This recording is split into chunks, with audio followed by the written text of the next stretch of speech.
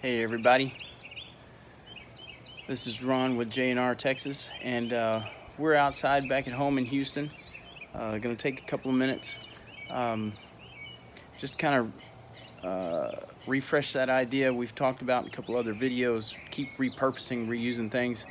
My little rain barrel has bit the dust here. It's got a hole in the back. It was just a regular trash can.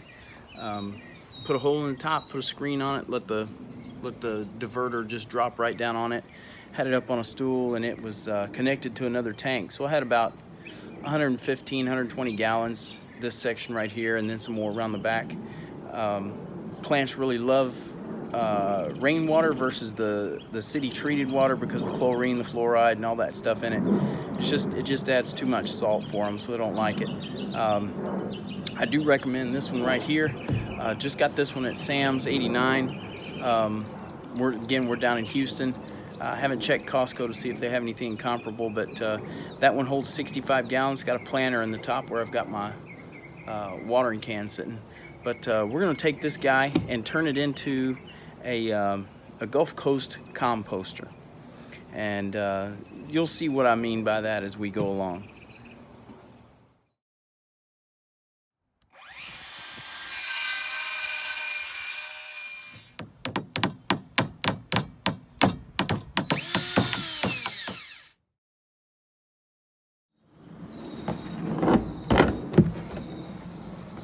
Okay guys, first thing you're going to want to do is to cut the bottom off of this thing. You can use a Sawzall. I used a handsaw, part of that integrated exercise craziness I talk about. Just burn some calories.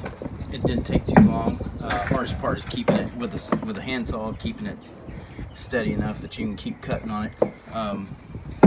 But you take your Sawzall, take your handsaw, cut it, and then you're going to need to put some 1-inch holes. I just used a regular spade bit on my little drill there. And these 1-inch holes need to be spaced. You'll notice that one's about 3 inches from the bottom. This one is halfway up. And if you keep coming around at a diagonal, this one's about 6 inches or 8 inches from the top. What we're going to do is we're going to put some PVC pipes through there. And I'll go ahead and install those and show you what I'm talking about next. Alright guys, we've got our composter in place where it's going to end up. We'll talk more about that in a minute. If you look down, I've got 2 of the pipes in there. Those are 1-inch PVCs. Literally pieces of PVC that I picked up off the side of the road. I love those guys that don't strap things down. That's free stuff. It will smash, so you can just use parts. If you notice, I got a couple of holes, probably 1/8 inch holes drilled in there. These have been in a compost bin, a little fence bin like this, and I would slide them in every 6 inches or so, and you can see how that staggered hole placement. There it is. You come around. There's the top one and there's the center one. How that staggered hole placement. It's going to allow that air to come through, and these things work great in my fence bins. So we're going to try it in this trash can bin.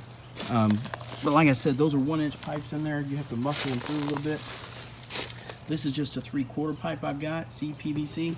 Again, it's just scrap stuff. And you want to make sure your holes line up as best you can. It doesn't have to be precise, but just to kind of give it some kind of stability there. And then you'll notice I left a couple inches on either side. That's so if they get worn out or whatever, I've got enough to grab onto and pull them out. But we can trim that up. Then you can start filling this up with your greens, your browns, kitchen waste, shredded paper, all that good stuff, and let your worms come up through it. I will let you know, the reason I want to set it here is because it's first of all, don't set it in the sunshine. This black trash can, you don't want to cook everything inside.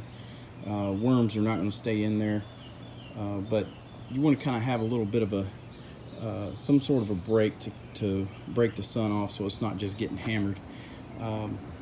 But yeah, we want this close to the back door so we can come out with the kitchen waste, just drop them in, and then we can put the lid back on it that I didn't bring over here. But you can use that same lid with the screen on it, or you can just cover it with compost, newspaper, just something to keep that top, keep the sun off, keep it moist. Put your coffee grounds, your cornstarch, cornmeal, I'm sorry, oatmeal, whatever you want to feed the worms, and that'll bring them up to the top, be able to harvest the worms. And this thing will be good to go throughout a typical Gulf Coast autumn, light winter, and it'll be ready to go for spring. So if you got an old rain barrel, pops a hole in it, or no longer useful, just chop the bottom off, pop some holes in it, put some spare PVC with some air holes in it, and then go to town and fill it up.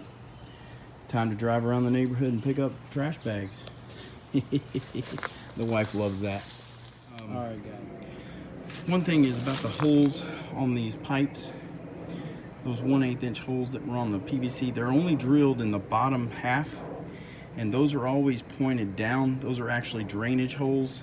Whatever condensation, moisture sneaks in there, that allows that drainage to go through, but it also allows the oxygen to get to the surrounding material around it. The other thing I forgot to tell you guys is that I don't turn these.